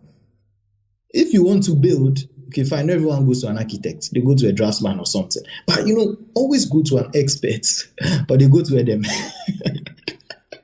Right? If you want to do something, you go to an expert. Money, we don't teach money in schools. And everybody think they can do 1 + 1. So they think, I can also do investments because I can do 1 + 1. So I think that really people need to calm down and listen when they are being told. There have been times when I tell people about investments before they make the investments, they will go and come back and they will say that I didn't say anything. I didn't say anything like that. There was a client one time, we spent 2.5 hours talking to her. She came back later to say we didn't tell her all that. And it's people don't listen. But once they've programmed their mind, the only thing they want to hear about is the returns. That's what they want to focus on. Another thing I just slightly want to I disagree a little is I don't think the rainy fund at Tunsu is not falling in water. Why do I say this? Right now, you had an emergency fund. They are saying they are taking a discount. No, not discounts. You are going to lose some of the value. You thought you had a certain amount. Now you are seeing they've reduced it by 25%, 30%. No problem. My question for you is 70% of something better than 100% of nothing? I think the answer is 70% of 100% of something is better than nothing. The rainy day came, and guess what? You kept a rainy day fund, and you still have a rainy day fund. I know it's annoying to hear this, but some people don't have anything. Let's not compare. Compare yourself with something versus you without something. Then I know some people will say, okay, fine. Yeah, but I could have used that money for something else. You tell me, what else could you have used it for? On a vacation, yeah, you have the memories, but you have zero money in your pocket. Or any other expenses, but of course, you say, Elikem, you are being silly. We are talking about investments. No problem. Where would you have invested it? You would have invested it in a business. Mimi explained, even businesses carry risk. There are businesses that are sitting on inventory because people can't afford to buy their goods and services. Nowhere cool. These are systemic problems that is affecting everyone. unless you were extremely rich and you had a lot of cash that you can now start buying things. Everyone is being affected by this thing. You get me? So even if it's business you went to do, what will you do now? Let's say you say, okay, fine, I would have done real estate. No problem. Go and sell your house or go and sell the land. Let's see if you get to sell it at the same price that you wanted. Because guess what? People don't have money. You thought you sell it for 100,000. Maybe you may have to sell it at 90,000, 80,000 because you need the money right now. Some things are very hard for you to run away from. Yes, some people can be creative in these times and then survive because they have good experts to manage all these situations. But seriously, let's think about it. The rainy day, we said save for the rainy day. The rainy day has come. You don't have 100% of what you're expecting, but you have some of it. I think you should count your blessings. And you should manage it. You should manage it. You should hunker down, bite the bullet. How can you cut down your expenses? How can you, what are the expenses you were thinking of incurring? Were you going to do a wedding? Can you make it a smaller wedding? Can you make it a simpler wedding? You're going to buy a car. Fuel prices are up. Do you really want to buy that V8 engine the V8 car you wanted to buy? Maybe something smaller. You know, these are some of the things the person who has the Picanto self has been. One of our brother, let me trick him. Adam, he drives Picanto. He thought he was smarter than all of us. Now, it cost him 600 cedis to fill his tank. So, you tell me, unless bicycle, you know what I'm saying? Bicycle, if you be tired, you have to buy food. They're watching maybe 2 times the price now. You get what I'm saying? Like, I really want us to really appreciate risk. Sometimes it can be very hard to run away from a systemic situation, and we just need to hunker down, take what we've got, and if you really absolutely need the money, fine. You can say, this is the worst I can stand to lose, I'm withdrawing.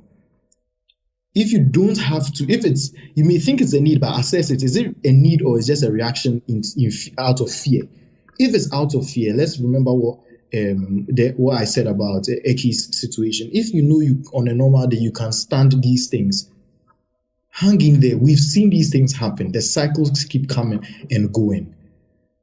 There is likely to be a recovery. When? I don't know. It could be tomorrow. It could be next week. But the thing is, it is likely to happen. And when these black swan events happen, we make it seem like the world is coming to an end. But when COVID happened, people thought the world was coming to an end. People became billionaires because they bought cheap. You are selling. And Adam, let me just talk about sensationalism at this point. Sure. A lot of people think they need the money, but it's really out of fear. Of course, I always say that make a decision that you can go to bed and sleep soundly with. Even if it means you may lose some of your money, lose some of the money and know that you can go to bed knowing that you didn't lose worse, you lose more. Okay. Another thing is, when it comes to money and investing, when you follow the crowd, I can assure you are going to make mistakes. Because you need to listen to the people who made money, who became rich out of investing. And I'm not talking just running businesses. Musk, Bezos, and co. They were entrepreneurs, all right? But I'm talking about those who became rich out of investing. Warren Buffett, the BlackRock guy, you know, those kind of people. Rubenstein with the Carlyle Group. It's about having that long-term view. And then when people are panicking, you keep calm. When people are being greedy, you keep calm. When people are afraid, keep calm. When people are selling, you buy. When people are buying, you sell. Why? Because they are likely coming in at the wrong time and you are going the other way and you are going to sell to them. All these prices that we talk about, they are based on trades. Somebody's buying, somebody's selling. It was said earlier. They said some of the bonds are going for half the value. No problem. Somebody's buying it cheap. They are waiting for it to recover. Which side of the trade do you really want to be? There are a lot of uninformed people or semi-educated people on social media spewing a whole lot of things. Remember their motivations, clickbait. They are going to be saying the things that will incense you. It's so that you can follow them and you like, and then you retweet. They are appealing to your emotions. But money has a lot to do with psychology. Keep calm and really think. Get an expert's opinion. Okay. and then make your decision. But don't let some of these uninformed people use their sentiments to worry you. Okay, so that's really just what I'll say about the rainy day. Yeah, the rainy day has come, and you still have some, and it's still better than nothing. Okay, so thank you, Adam. Thank you, Elikem. That's what I like about Money Convos. We all have different perspectives, and as we say, we are just giving money. We are talking about money with no strings attached. So eventually, just listen out and then decide for yourself the direction in which you think is best. But make sure you do speak to an expert so that you take and make an informed decision. Yeah, Prince, I see that your hand is up, so kindly unmute and then tell us what your contribution is. All right, Adam. So I feel as Ghanaians, we've kind of like, I don't know, but I feel we should just grow up when it comes to we investing our monies, okay? Because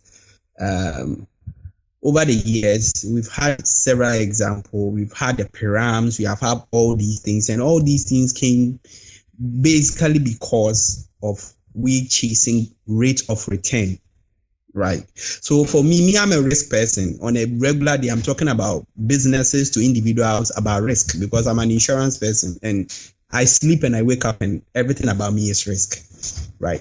So we as individuals need to understand that. And it's so obvious that it's not like you are losing out your investment. We are saying that selling off your investment now is going to be bought at what the prevailing market rate, and you are going to lose out. If you don't have a need for the money, allow the money to be in for the long term. Because from Charlie Munger, he gets to understand that the waiting, when it comes to investment, the making of the money is in the waiting. I getting it. Though economic turmoil will come and all that, but that doesn't defect that purpose. It doesn't. It does not defect the purpose of investment. I getting it. The focus should be on we making sure our economy get back on track and things resume back to normal. That should be the focus of the Ghanaian. But if you feel out of panic, you are going to disinvest and you know you are going to lose and you don't have a need for the money, then I think you are the one doing yourself. For me, that is what I'll tell, because I feel that investment has not lost its value. We are still saving. I know this is not going to be the last rainy day. We have more rainy days to come ahead of us, and you are still going to need, your investment is going to come handy for you. So if you don't really need it, please don't put yourself into that panic, going to withdraw it and then losing your money. I get it, because on a daily basis, we Ghanaians crying about, the economy is not good. Each day and each now, I'm insuring cars worth of $60,000. Are there not people in Ghana? There are people in Ghana. So the focus should rather be on we trying to maximize our earning inputs to get more money than we focusing so much on the negativity in the media and what is running around. Follow credible people and don't just act out of because this person said this, because this person said that. It wouldn't help you. It will not help you. An investment will win any day, anytime, because this too shall pass and you'll be back to normal. And imagine you not needing your money and going to disinvest it. You shoot yourself in the foot, right? So please, let's now appreciate risk more. Let's ask questions when we are investing. Money is not jollof. When you are eating jollof and some falls down, you can pick it up and eat. But money, when you lose it, you've lost it. So let's make sure that we are assessing our risk level going forward when entering into some of these investment portfolios, so that we are not taken by surprise and we know what we are involving ourselves in. Because definitely, if you don't invest, definitely you go on retirement. Whatever come may, you definitely need money. You get it? It's about we trying to limit that panic that is out there. We all know times are hard. It's not new. I getting it. But don't, add to that pressure to yourself to hurt yourself. Thank you very much. Wow, thank you so much. Prince, today you've been dropping some bars, so like money is not Today, saying Prince, yeah, chairman, bars all day, every day. It's but I think it has been a very interesting session, and I've personally learned a lot from everyone. Like I mean, the whole point is that we want to be informed investors, and we want to be able to take rational and much more informed decisions, and not just run with the tide and make mistakes in the process. So I thank you so much for all the thoughts you have shared. But what are the last? We are almost running out of time, so I would just want to hear your last words from. I think we'll start from Mimi and go to Prince, and then we'll take it like that. Yeah. Adam, today you've not been nice to me at all. Oh, I want to hear you. Like right now, the speakers, you only leave you, so we need to hear from you. You should have let Elikem speak first. Then I'll take some of their point, then add mine. You said ladies first, and we are empowering women. Exactly. Yeah, they're empowering Women in finance. Anyway, I think that it's interesting that we read Psychology of Money. Elikem was it last year? Early this year. Early this year. And it's interesting that we see a lot of these things, play out. And I think that book is something that we should do again.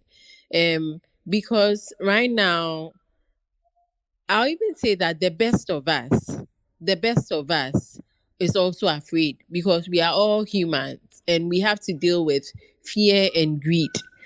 But one thing I want to say is that let's calm down.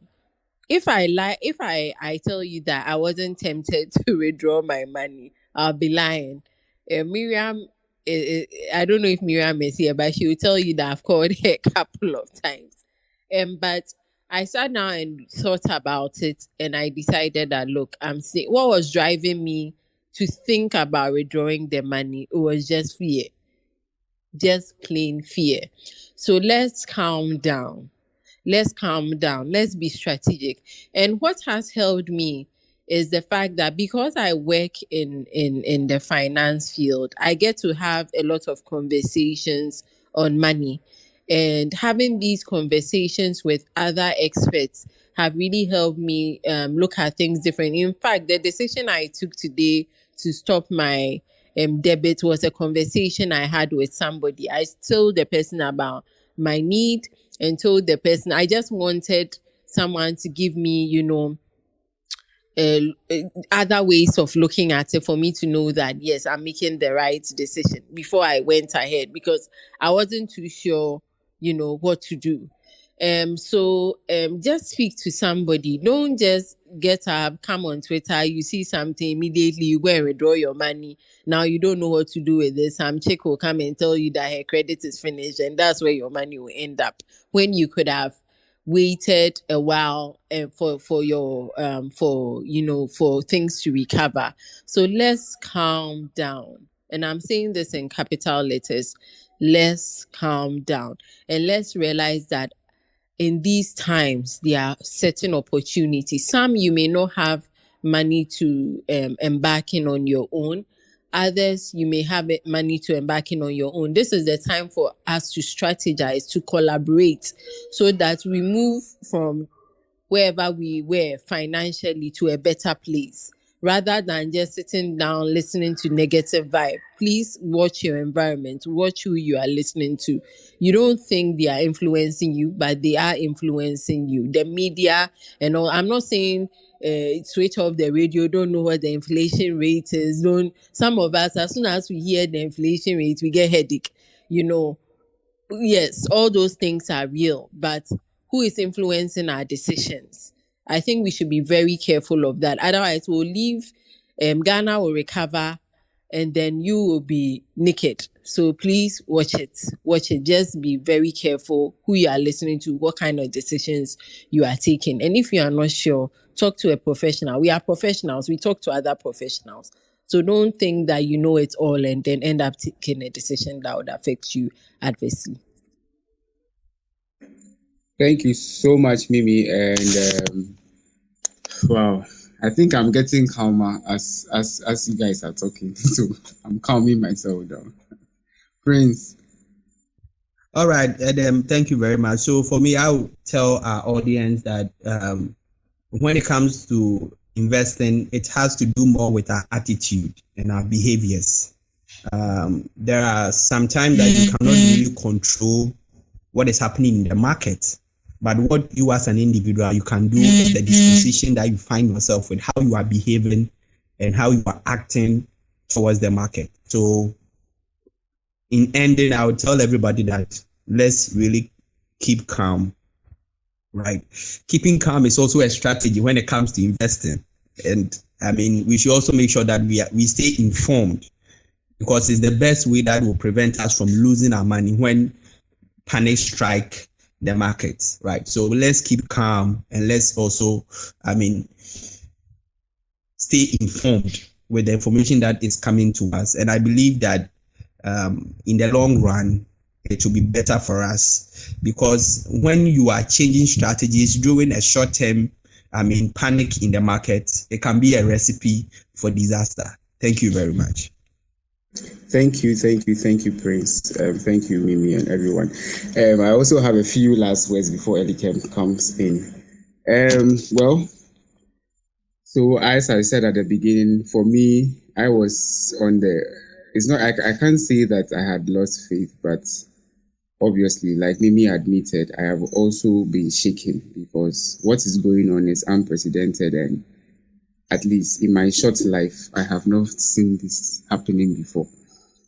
So definitely it makes you reconsider all the things that you have heard, and sometimes you ask yourself that even you have read about some of these things and you are now seeing it happening right before you, and you are not too sure what is the way forward. But I believe that every one of us, we should take educating ourselves and learning very important. I think Prince mentioned that earlier on. Sometimes we receive our statements coming into our mails and we don't even spend time to read it and even try to understand what is going on. There have been a couple of times when I went through statements I received and there were mistakes, and I've had to draw attention of the fund management company and they correct it. So there are some things that happen and you don't even know what is going on with your money. And we've talked about the concept of risk today. I believe that each and everyone should take a keen interest in what your money is doing. Follow and read. Just not think that, I've given the money to an investment house and then I'm expecting X amount of money at the end of the period or at the end of a year or something like that. But be involved. I don't know how many of us have attended the AGMs of our fund management companies. You are a shareholder. You have the power to cause change. If you don't understand something, ask questions. I believe that is one of the things we need to really encourage ourselves to do as investors. And for me, when I meet, especially sometimes, probably you get to the place and you've met maybe a customer service person or a sales person. Sometimes people try to pitch things to you and just want you to sign up to something because they have a target to meet. Do make sure you probe and understand exactly what you are signing up to, okay, so that in the end, you don't think that you've signed up to a guaranteed return product. As far as we know, especially to do with mutual funds, nothing is guaranteed. Okay, even though we talk about for example, fixed income funds as being much more conservative and with almost like sure rate of returns. Nothing is guaranteed, as we are seeing is happening now. So I believe that we should ask questions. Where we don't understand, let them explain it to you in the simplest possible terms.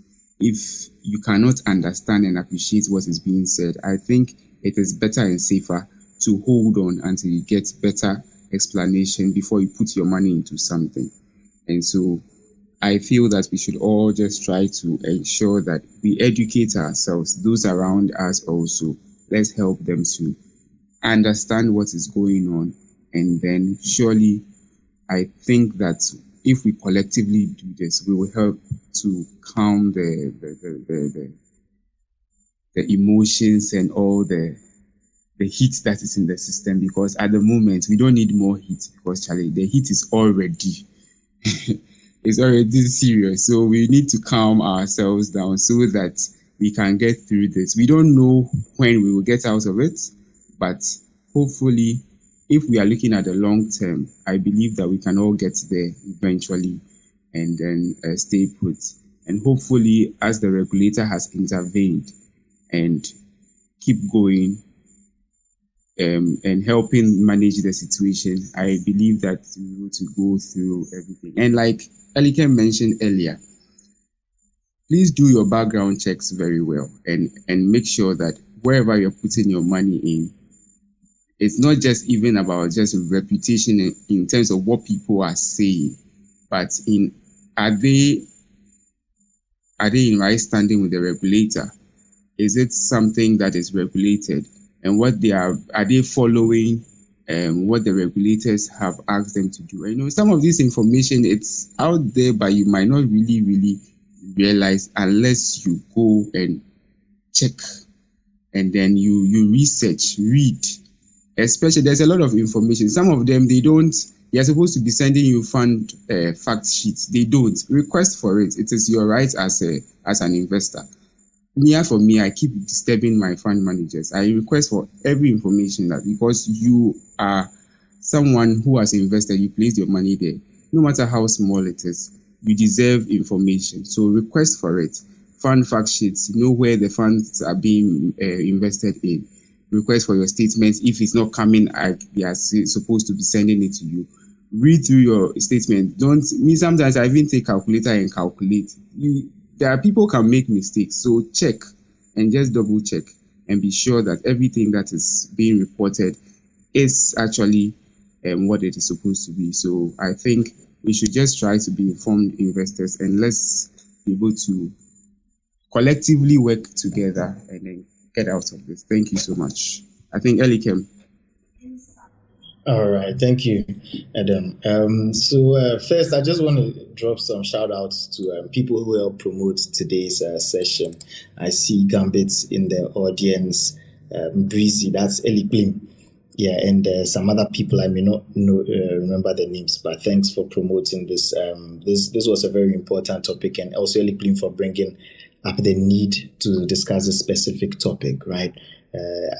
We've been discussing resilience for a while, so I think I'll just encourage you to follow us, and we'll share details on us posting it on our podcast so that you can go back and hear about them. Anything that you've related that you may have missed, you can hear it again. And even on Twitter, you can just check our previous week's recordings to listen to stuff. We dropped some bars. Mimi, Prince, Edem dropped some bars, so there's always stuff to pick up there.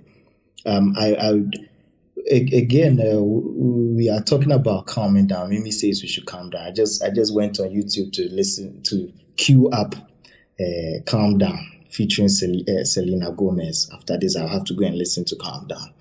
But I used to be a private wealth manager that ended a couple of months ago. But a lot of time, I bring this up because a lot of time that I spend is just dealing with people's emotions, calming people down, especially in the last 1 year. It's really been about calming people down. Sometimes people go and hear some things and they are incensed, and as the fund manager, it's not just about buy this, sell that, buy this, sell that. It's really about just managing people's emotions and allowing them to calm down to a point where they can make rational decisions. I'll give you an example of, and I've also been doing that even though I stopped my main job, because of money convos and the many relationships I've built over the years. And when I left Ghana, people forgot me. Now, in recent times, people are calling me. And I've been having a lot of conversations with people back in Ghana over the last 2 weeks.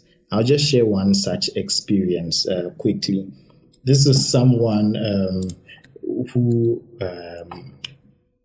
some years ago was in medical school and determined that no, the way the medical profession is when you're starting, you know how Ghana it is, you would be unemployed for one, after you finish school, you'd be unemployed for 1 year, and then you would see that they would employ you and they won't pay you for like 6-9 months, right? So like 18 months to 21 months of no income.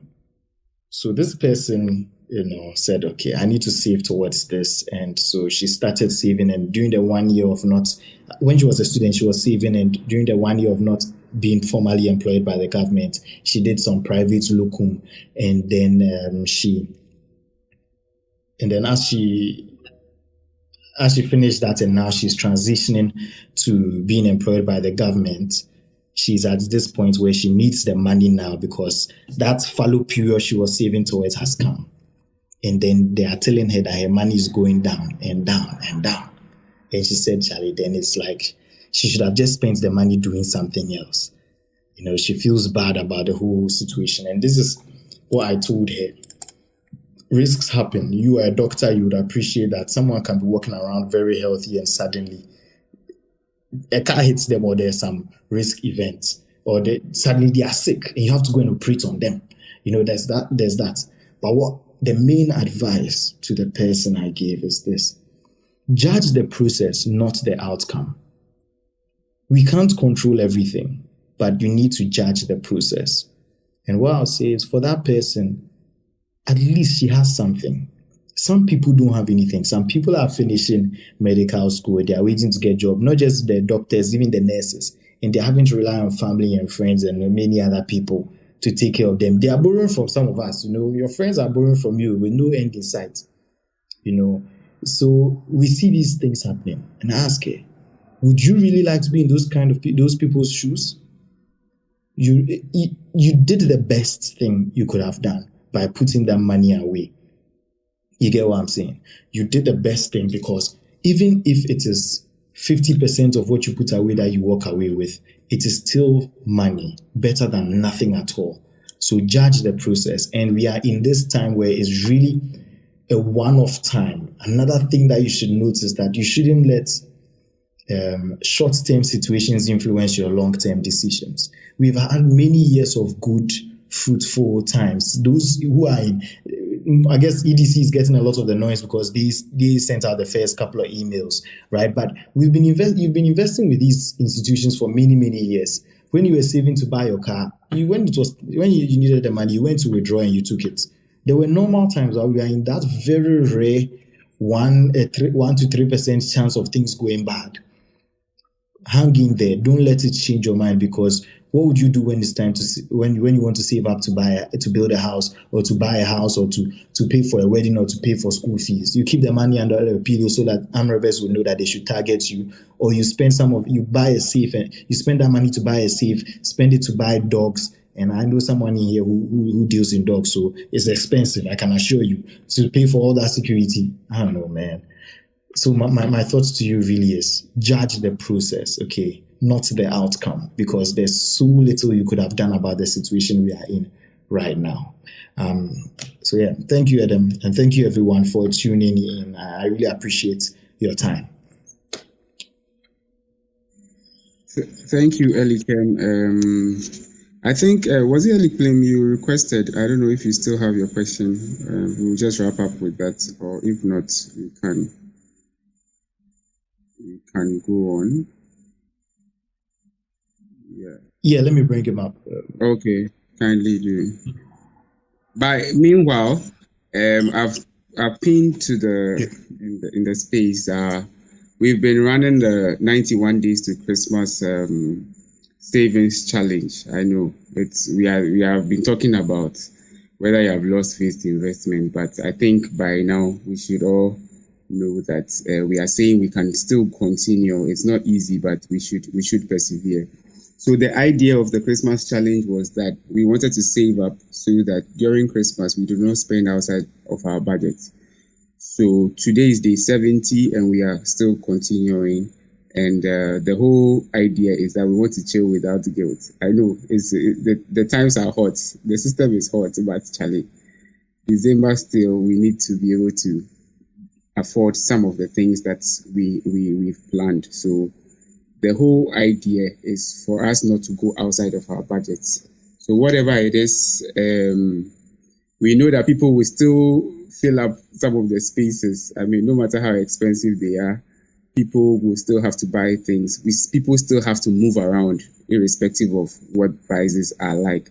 But it's sometimes quite difficult, but we are still encouraging ourselves that we should try and save up towards that so that we can be able to not run out of a budget, because it is even much more important now to be able to. The budget is not budgeting, but Charlie, we still have to force.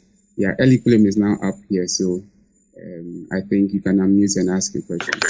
So I've been in and out of the space for some time. I've been receiving a lot of calls. So I don't know if this has already been addressed, but it appears to me that the conversation so far has mainly been targeted towards those who, already have an investing culture and are spooked by what's going on right now. So my question is that for those who are, making money right now and are also spooked by the investment climate. Let's say that you're making, say, 3,000 CDs a month, and as a prudent person, you want to manage your finances somehow. What do you do? Because I've seen a lot of tweets where people are saying, look, if you save the money is just losing its value while it sits in the bank. If you invest it, people don't even know where to go or where to start in terms of even investing the money. And with all of this faith lost in the investment space, what advice do you have for people who want to be prudent with their money but are just as spooked by the investing climate as everyone else, basically? If I think of anything else, I'll ask again. Yeah, thank you, Elikim. Good question. Elikim, will you want to have a go at it? Yeah, I'll do this one real quick. The answer is invest. See, you are at this point where you are untainted so far. You have fresh money coming in. You are going to be buying cheap. Charlie, don't call me. It's don't call me right now. Things are being sold at discounts, at losses, so that people can cash out. You can be the one to invest in it. All right. As to the specific investments you do now, that's a different conversation, and I'd say DM us directly, or talk to any finance professional directly, so that they can look at your individual situation. Okay. Anyone who would tell you that, oh, go and do this, go and do that, just blanket statements without any disclaimers, you need to be careful about that kind of advice, right? What I'll say is just find someone to talk who can assess your individual situation. But I can assure you that this time you are buying cheap. There are clients I had in hard times, and I really wish Jennifer was here. She's in the private wealth management space still. See, people have money. People have money. Prince was saying not long ago, someone just registered a car worth $60,000. Those people will be buying these bonds at cheap prices. God willing, when things recover, they'll cash out. I saw a tweet. Someone showed me a tweet. Adam, I think you sent that tweet some time back. If you look at some of our bonds, the price that they are at right now, if everything comes to fruition, just on the principal part of their investments, over their full term, they'll be making in excess of 20% per annum, 17-20% per annum on those investments. Of course, there's risk involved in all these things, but there is opportunity. In fact, the easiest answer is there's opportunity, but get specific advice before you go ahead. Okay, just final thing. I see Enyonam on the space. That is the Enyonam whose tweet inspired this piece. I know she wasn't here when we discussed her tweets, but I just want to point out that she is on the space. All right, thanks. Oh, that's nice. That's nice. Oh, okay. Yeah, briefly got. Oh, nice. Thank you. It got us thinking about this piece and bringing it back. But I can assure you, it's 50%, 70% of something is way better than 100% of nothing. It's a process, and we should trust the process and speak to people. Keep tuning into Money Convos. We talk about risk, but you really have to appreciate risk because there's no return without risk. All right. Thank you, Adam. Back to you. Yeah, thank you. I think it has been a very, very, very good session. We've gone past our normal time, and it was worth it because we needed to really discuss every aspect of these things. And I hope that every one of us has been able to understand much more the concept of risk. Now we are living it. We are seeing it in our daily occurrences as we are having basically a cost of living crisis, an economic crisis, a currency crisis, or investment, financial, everything happening at the same time. So it's really calling to question a lot of the things that we have believed and we have been running around with for some time now. But I think, like Elikem just said, having 50% or even 40% of something is still way better than 0% or 100% of nothing. So we will just keep asking and encouraging each every one of us that we can look out there and research, study, look out, ask questions, engage professionals, and then we can see the way forward to know how we can safeguard the little that we are able to save within this period that money is hard to come by. So thank you all for joining, and follow Money Convos here on Twitter, Facebook, Instagram, and also our friends, investment friend, who are also doing a great job on Instagram for tailor-made decision advice on investments. So next week we will come again with another space. We would most likely continue something similar, but just be on the lookout when we tweet out the information on the space. And so until then, do have a great day, night, morning, wherever you are. Thank you so much for joining. Thank you. Bye. Bye. Bye.